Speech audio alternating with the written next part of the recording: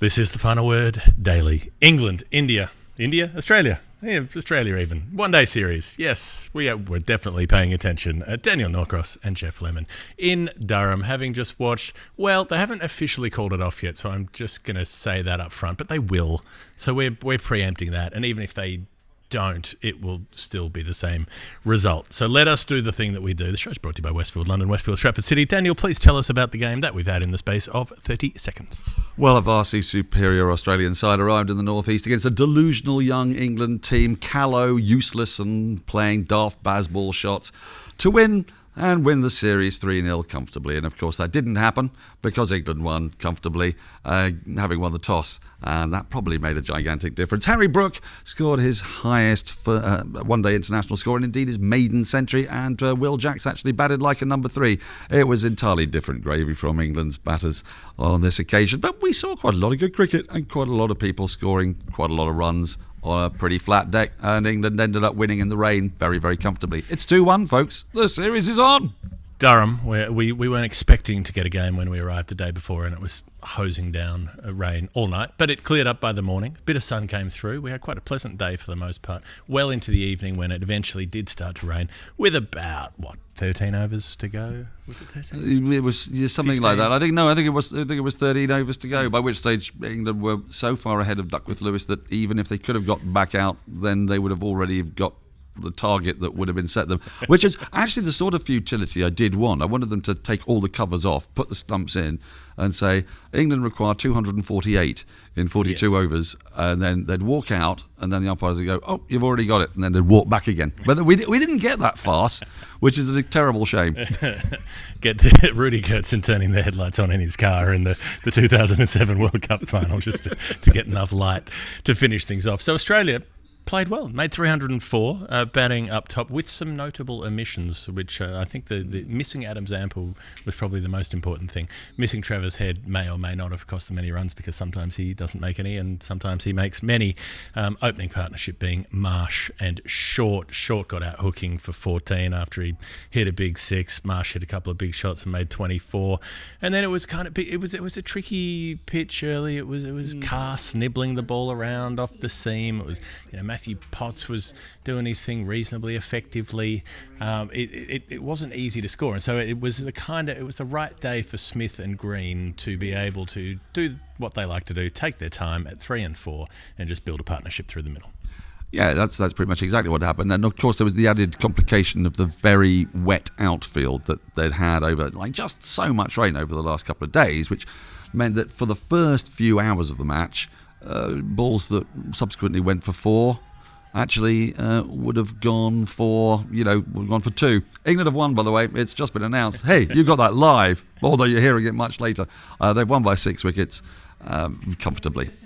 But you're right, it was sort of set up for Australia's batters to do what they do best, and they did do what they do best with a wonderful 104 in the last 10 overs. 304 felt like too many for England. But I do think that the difference in outfield, the difference in the pitch as well, because the other part of this was that by winning the toss and bowling first, you're bowling on a pitch that had been under covers for quite a while, hadn't been open to the elements for too long. It was a cold morning and a grey morning, so it didn't really have a chance to lose its dampness and its nibble. So there was a bit more in it for England's bowlers.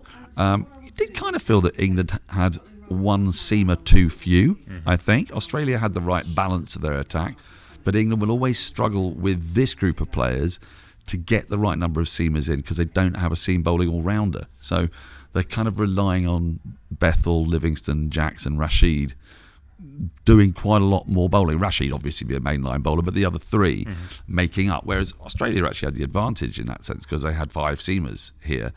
But the disadvantage was that they were bowling on the pitch after it was really, really handy for the seamers. Yeah, so they had Green up in the top order, and then they had Hardy, they had Stark and Hazelwood, and they had Abbott coming in. So they didn't have any specialist spin, but they had Maxwell, they had Short, they had Labuschagne if they wanted him, with who they didn't end up using. Smith was bowling the warm up but wasn't used either. So maybe they weren't that inventive with what they were doing, but it felt like a game in which England's well, two of them anyway, Jacks and Brook, remembered how to bat in 50-over cricket. If maybe they never knew, maybe they were born without that knowledge, maybe they were born with it. But basically, the first couple of games, it felt like everyone in the England team was trying to play 20-over cricket in a 50-over game, and today they went, actually, we don't need to do that. We can just tick along at sort of 5 and over and occasionally play a big shot when it's really there to do it instead of looking to force that. Yeah, I mean, that's exactly what happened. But in mitigation to the two players that did score those runs, Jacks and Brook, I mean, I was asking Andy Zotter, I said, how much 50-over cricket do these guys play? And he said, well, both Jacks and Brook played their last non-ODI 50-over games in 2019. Jacks has played, I don't know, what is it, like 8 or 9 ODIs in his life. Brook's played 16, I think. So, they don't really have an awful lot of muscle memory of 50-over cricket. And then we also had Ryan Campbell on the show today, didn't we? And I asked, is the same thing true in Australia? He says, no, like right at the minute, the 50-over competition's being played, so the next generation of Australian players play 50-over cricket. The conditions are peculiar to England, that they have the 100 that happens in August, and the 50-over competition therefore never sees England players in it. I mean, Josh Hull got a season in it, but when he plays one-day international cricket in about 3 or 4 years' time, his last 50-over game would probably have been 3 or 4 years before, because he'll be in the 100 or something next year. So there is a kind of baked-in structural problem that England cricketers are going to have for really quite a long time, unless the schedule changes, and no one wants this podcast to become about the English summer schedule, because I can't think of anything. Well, unfortunately, it often enough is on the weekly show. So Green made 42 and eventually got out to Jacob Bethel, who's picked up a knack of taking wickets, sort of drilled a shot very, very low to mid-off and got caught. Marnus Labuschagne came out and tried to play a ramp over his own head, hit it up in the air and was caught for a duck. So that happened. And then Steve Smith had got to 60 and then crashed a ball out to the deep, and Bryden Cast took a ridiculously good catch running around the boundary line, tumbling. And so they were maybe, in a little bit of trouble at that point, Australia. They're 172 for 5. They're deep into the innings, and then in comes Alex Carey. And he did it in the last game, made 74. This time he made 77, not out, on his recall to the team. Another brilliant, faultless knock, really. He was audacious at times. He went over cover. He went down the ground. He played the pull shot really, really well. He was absolutely smacking pull shots all along the ground. But in between times, he was playing sensibly and rotating strike and doing all of those things and built them up to a score. And then Aaron Hardy comes in at the end and was exceptional. That sort of big square drive that he played that was airborne, a couple of massive whacks over the leg side, made 40-something off about 20 balls, and suddenly pushed him up past 300, where it looked like at one stage they were more like 220. Yeah, let's just briefly pause and remember that Alex Carey, before this series, had not played a professional innings of cricket since March. It's so important. In Christchurch, when he made 98, not out in winning a test match. So, it's obviously true that players really need to have lots of games under their belt. Because he's come in and looked... They're rusty, Dan. How can they... They haven't played. They're rusty. They've forgotten how to do it. They don't remember how you've got to hit the ball in different directions. Yeah, it's incredible, isn't it? How just being good at cricket sometimes is enough. But he was superb. He's obviously incredibly likeable. You got all those attributes to him. I don't have daughters, but he's, the standard bring home to your daughter. Although my daughters, if I had them, he'd probably run a mile from, because they'd be insane. But he's lovely. I wouldn't want to have more to do with cricket being around you, because you would be talking about it so much. But anyway, I think probably it's more their choice to bring him home to you. Anyway, we're getting sidetracked. Yeah, I know. It's a weird idea, isn't it, that anyone would bring... Yeah, I know. I don't really know how that dynamic works. But then, like I say, I don't have daughters. But it's like buying clothes for other people. I always feel very nervous about that, because what if they hate it?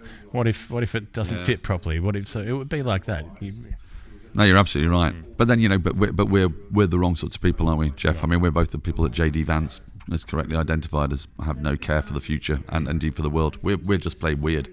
But anyway, aside from that minor digression, I think it's fascinating the way he's playing. I don't know whether that's partly because it's here. Maybe he's a really good pick for England. Josh Inglis, I don't know whether he's going to be seriously threatened by the fact that Carey's in terrific form, because I think Carey's played very intelligent innings in English conditions, hasn't he? And we are in September, so scores are a little bit depressed.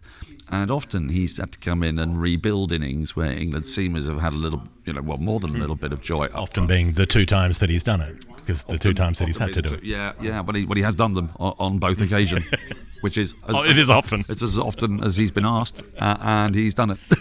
So, look, props to him. But genuinely, it's odd, isn't it, that 304 at half-time felt 50 more than enough. But, I mean, it's not odd, because the reason it felt 50 more than enough is because England, with the callousness of their team and all the things we've just said, and the lack of experience under their belt, and the fact that they've got a T20 lineup, and then when they lost 2 wickets, we thought, well, yeah, that's the script. We all knew it.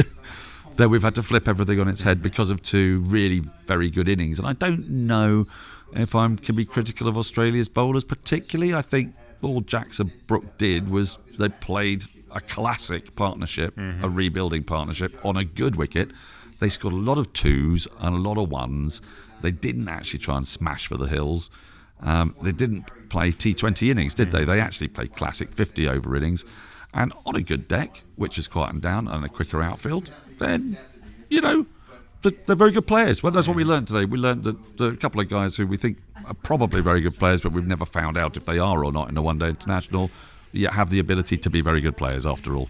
Geoff Archer, 2 for 67 off 10. The 2 was the short hook out to the deep, and the Smith hook out to the deep, so it wasn't the greatest day on his comeback trail, so he'll probably play in the 5th game, but not the 4th. Yeah, and they start off, and it's Duckett and it's Salt, and Mitchell Starc gets both of them in and over, which is the kind of thing he tends to do, and they're 2 for bugger all, and you're thinking, off they go, and then 150 partnership. I think the bit that I enjoyed the most was the Harry Brook's offside play. So I've got this memory of him in the Lord's Test last year playing that sort of ugly-looking mo against the short ball attack, trying to slap it over cover and getting caught, and that was a huge part of England collapsing in that. It was the 3rd innings, wasn't it? No, it was their 2nd innings. Anyway, no, it was their 1st innings. It was their 1st innings that put them so far behind the game. Moving away to leg and trying to hit it over exactly the offside. That. Yep. And today he nailed those offside shots. He was hitting them behind point rather than trying to hit them over cover for the most part. But there were a couple of monstrous ones that went for 6. There were other ones that went for 4. He looked in such good touch, having given himself time to get in. Jax didn't quite make his highest score, which is 94, but he made 84. Was it? Yes, by the time he got out. Brook 110 not out, and then Livingston came in after Jamie Smith had come in and looked uncomfortable and got out for 7. Livingston comes in and makes 33 off 20 balls, hits 3 sixes, and basically put the game to bed by the time the rain came down. That was key, though, wasn't it? Because when Smith got out, pulling at Cameron Green had come on, and actually I thought there was a really intelligent passage of play where Australia bowled to England's ego. They banged the ball in short, and they put 3 fielders back, square leg, long leg, fine leg. It was absolutely, this is what we're going to do. There's a deep third who'd actually got Will Jacks out. That's what started it wasn't a collapse, but it was the 2 wickets and then the peril from Green. And he continued with this, and Jamie Smith got into a bit of a kerfuffle. He likes to hook and pull. It is his strength. Today it was his weakness. He didn't quite get hold of it, was caught in the deep by Marnus Labuschagne. In comes Livingston, and you think, well, his ego will not be able to resist. And the game was teetering a bit at that point, because having broken the partnership, then got rid of Smith, if you then get rid of Livingston, with England still needing 100 more to win at 6 and over, it's not an enormous ask, but they're then 5 wickets down when the inexperienced Bethel comes in. With Cameron Green having found a method, the game could have turned. And Livingston went hard really early, which was a bit heart-to-mouth stuff if you're an England fan who cared, because you might be thinking, you don't actually need to do this. It was all suddenly very Lords again, wasn't it? Only on this occasion, Livingston did. It worked. It worked. And it only just worked. It worked after Jax got out and after Smith got out, 2 Cameron Green bowling short balls.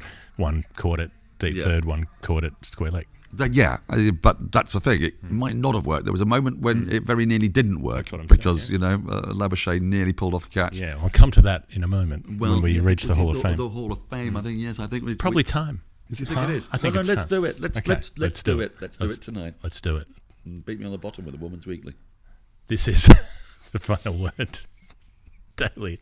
The Hall of Fame is brought to you by Westfield, London, Westfield, Stratford City. We've already established that Daniel Norcross is a big fan of both roller skating and Taylor Swift, so he will be heading down to Flipper's Roller Boogie Palace for Swifty Sundays to make sure that you can listen to your favourite bangers. Maybe it's Trouble, maybe it's Cruel Summer. They may play both of them. I think there's a pretty good chance they will. You can skate it off down there while drinking Taylor Swift-themed cocktails. It's the perfect day for you, honestly. It's hard to imagine anything better.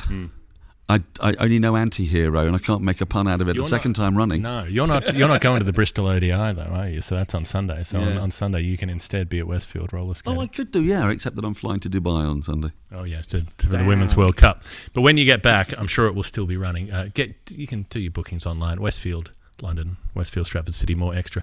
Less ordinary, Hall of Fame. Yes, let's come to that moment of Liam Livingstone, the first six that he hit when he took on, I can't even remember who was bowling. Was it Green? It must be Green. It's always Green. It's always Green. Everything's green. Super green, as I would say in the Fifth Element. Marnus Labuschagne's racing around the boundary. He puts his hands out to catch the ball, which is going just over, but he's probably going to be able to hang on to it and maybe keep his footing inside the rope. Maybe he'll slide over. Maybe he could flick it back. And he looks up and realises that Marley Beardman is standing right in front of him wearing a very bright orange vest. So visible, but he was walking around the boundary to drop off a drink to somebody and just didn't quite have the match awareness that a ball had been clobbered in his direction and didn't know where to go, and so just stood still. And Marley Beardman, he seems like a very sweet boy. He's seems to be about 15 years old. He's bowls very quickly in the warm-ups. He might get a game in this season. He was called up as emergency cover. He's running drinks. He wasn't expecting to get involved in the play, and so his presence was enough to put Labuschagne off, that he couldn't hang on to the ball. He dropped it over the rope and then went flying over the rope himself, slid into the fence, and immediately turned around with an accusing glare that the cameras all picked up back at the poor teenager who just accidentally got in the way because he wasn't expecting it. Jacques Hughes, said Marnus Labuschagne, with his eyes, not with his mouth, only with his eyes. But it was a moment. Well, they're piercing eyes, as I've said many times. They're piercing eyes, and they gave the evils, but they gave sad evils. He's not a cruel man, Labuschagne, but he is a man who expresses dismay and surprise. And what on earth are you doing here? So well. And it was definitely my Hall of Fame member, partly because you could see it coming from such a long way. When you can see it, a complete catastrophe, but it's a slow-moving catastrophe. Yes, I'm familiar with the United States of America, yes. Yeah, right. So Marley was just walking so slowly, and we could see him. I think I was on commentary at the time, and he was walking round, and Ryan Campbell said, "It's quite the life, isn't it, being Marley Beardman? I mean, what must Adam Voges make of this guy? I think he's only played one game for Western Australia, and here he is in the Australian national side, and he's running the drinks, and it's like, it wasn't so much running the drinks as ambling the drinks very, very slowly, and just looking around and taking it all in and being young. And you could see the ball go up in there. You could see Marley was still walking, and there's actually enough space to get out of the way. It's not that tight, is it? But you're right, it was like this wonderful, oh no. Oh dear. Oh well. He'll learn. Beautiful. Loved it. Loved every minute of it. Probably. Well, and it could have been different, because Livingstone rushes them so far beyond Duckworth Lewis that I don't think Australia would have been ahead had they got him, but maybe they would have, because it would have been 40 runs fewer and a wicket more. So who knows? And another one could have fallen very soon after. It could have been a key moment. Marley Beardman may have lost it for them. Someone else can do the maths on that. We are not those people, because our show is done. This has been the Final Word Daily. England, Australia, the third one-day international. The series is 2-1. It's still alive. Rain may play a part in London or in Bristol, but the series is on the line. The grudge match, the big one. Stay tuned. We'll be back with you from Lords on Friday. Oh, it's so exciting.